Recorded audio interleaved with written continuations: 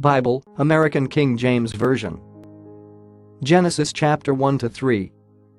In the beginning God created the heaven and the earth. And the earth was without form and void. And darkness was on the face of the deep. And the Spirit of God moved on the face of the waters. And God said, "Let there be light," and there was light. And God saw the light that it was good. And God divided the light from the darkness. And God called the light day, and the darkness he called night. And the evening and the morning were the first day. And God said, "Let there be a firmament in the middle of the waters, and let it divide the waters from the waters." And God made the firmament, and divided the waters which were under the firmament from the waters which were above the firmament, and it was so. And God called the firmament heaven. And the evening and the morning were the second day. And God said, "Let the waters under the heaven be gathered together to one place, and let the dry land appear," and it was so. And God called the dry land earth, and the gathering together of the waters called he seas. And God saw that it was good. And God said, "Let the earth bring forth grass, the herb yielding seed, and the fruit tree yielding fruit after his kind, whose seed is in itself on the earth," and it was so. And the earth brought forth grass, and herb yielding seed after his kind, and the tree yielding fruit, whose seed was in itself after his kind, and God saw that it was good. And the evening and the morning were the third day. And God said, "Let there be lights in the firmament of the heaven to divide the day from the night. And let them be for signs, and for seasons, and for days, and years. And let them be for lights in the firmament of the heaven to give light on the earth," and it was so. And God made two great lights, the greater light to rule the day, and the lesser light to rule the night. He made the stars also. And God set them in the firmament of the heaven to give light on the earth, and to rule over the day and over the night, and to divide the light from the darkness. And God saw that it was good. And the evening and the morning were the fourth day. And God said, "Let the waters bring forth abundantly the moving creature that has life, and fowl that may fly above the earth in the open firmament of heaven."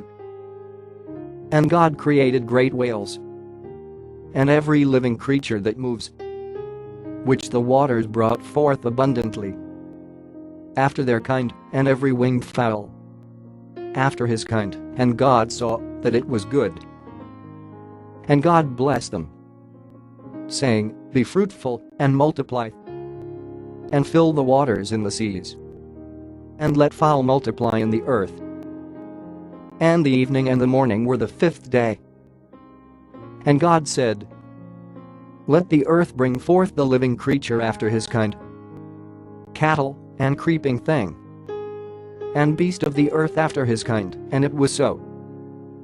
And God made the beast of the earth after his kind, and cattle after their kind, and everything that creeps on the earth after his kind. And God saw that it was good. And God said, "Let us make man in our image, after our likeness, and let them have dominion over the fish of the sea, and over the fowl of the air, and over the cattle, and over all the earth, and over every creeping thing that creeps on the earth." So God created man in his own image. In the image of God created he him. Male and female created he them. And God blessed them. And God said to them, "Be fruitful, and multiply, and replenish the earth, and subdue it, and have dominion over the fish of the sea, and over the fowl of the air, and over every living thing that moves on the earth." And God said, "Behold, I have given you every herb-bearing seed, which is on the face of all the earth, and every tree, in the which is the fruit of a tree yielding seed, To you it shall be for meat. And to every beast of the earth, and to every fowl of the air, and to everything that creeps on the earth, wherein there is life, I have given every green herb for meat. And it was so. And God saw everything that he had made, and, behold, it was very good. And the evening and the morning were the sixth day. Thus the heavens and the earth were finished, and all the host of them. And on the seventh day God ended his work which he had made.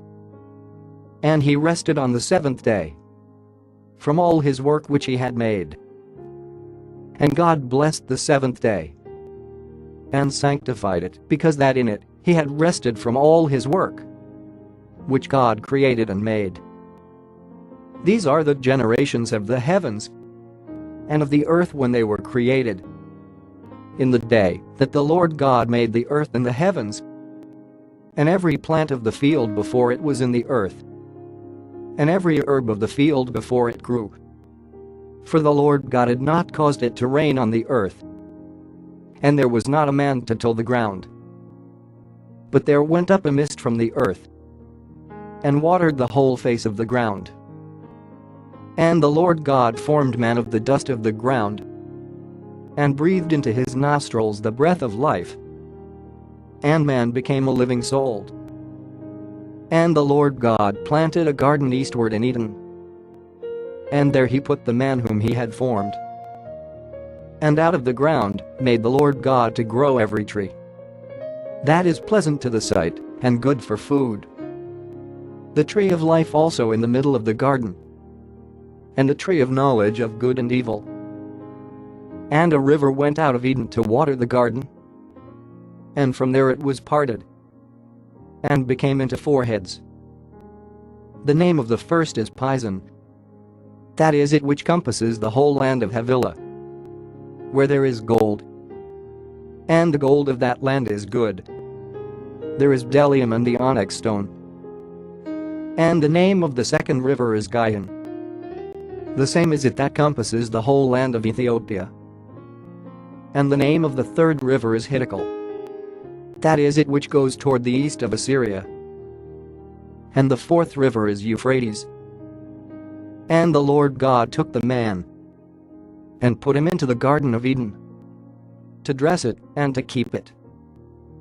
And the Lord God commanded the man, saying, Of every tree of the garden you may freely eat, but of the tree of the knowledge of good and evil you shall not eat of it. For in the day that you eat thereof you shall surely die. And the Lord God said, It is not good that the man should be alone. I will make him an helpmeet for him. And out of the ground the Lord God formed every beast of the field and every fowl of the air, and brought them to Adam to see what he would call them. And whatever Adam called every living creature, that was the name thereof. And Adam gave names to all cattle, and to the fowl of the air, and to every beast of the field. But for Adam there was not found an helpmeet for him. And the Lord God caused a deep sleep to fall on Adam. And he slept, and he took one of his ribs, and closed up the flesh instead thereof. And the rib, which the Lord God had taken from man, made he a woman, and brought her to the man. And Adam said, This is now bone of my bones, and flesh of my flesh. She shall be called woman, because she was taken out of man. Therefore shall a man leave his father and his mother, and shall join to his wife, and they shall be one flesh. And they were both naked, the man and his wife, and were not ashamed. Now the serpent was more subtle than any beast of the field which the Lord God had made. And he said to the woman, Yes, has God said, You shall not eat of every tree of the garden? And the woman said to the serpent, We may eat of the fruit of the trees of the garden, but of the fruit of the tree which is in the middle of the garden, God has said, You shall not eat of it. neither shall you touch it, lest you die." And the serpent said to the woman, "You shall not surely die. For God does know that in the day you eat thereof, then your eyes shall be opened, and you shall be as gods, knowing good and evil." And when the woman saw that the tree was good for food, and that it was pleasant to the eyes, and a tree to be desired to make one wise, she took of the fruit thereof, and did eat, and gave also to her husband with her, and he did eat.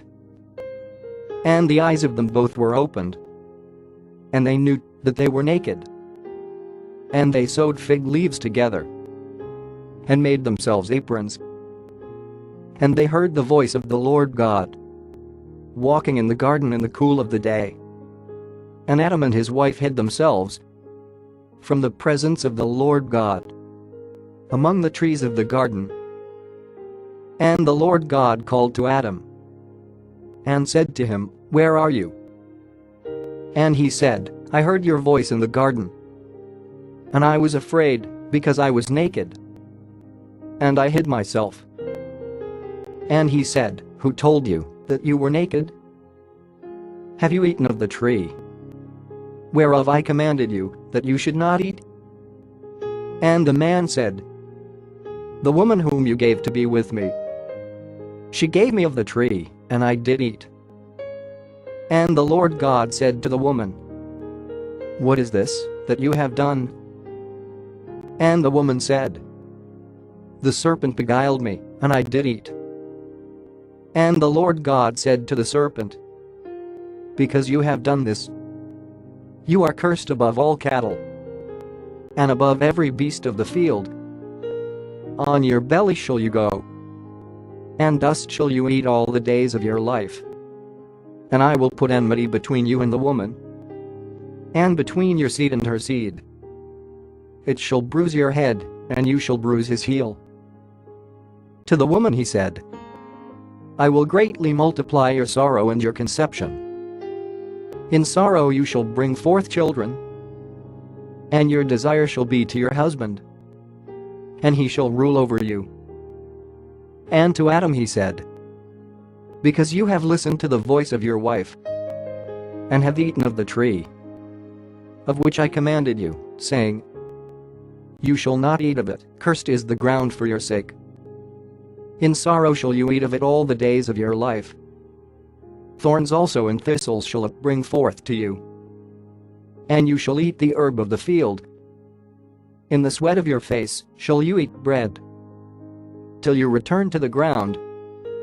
For out of it were you taken, for dust you are, and to dust shall you return." And Adam called his wife's name Eve, because she was the mother of all living. To Adam also, and to his wife, did the Lord God make coats of skins, and clothed them. And the Lord God said, "Behold, the man is become as one of us, to know good and evil. And now, lest he put forth his hand, and take also of the tree of life, and eat, and live forever." Therefore the Lord God sent him forth from the Garden of Eden, to till the ground from where he was taken. So he drove out the man, and he placed at the east of the Garden of Eden cherubim, and a flaming sword which turned every way, to keep the way of the tree of life.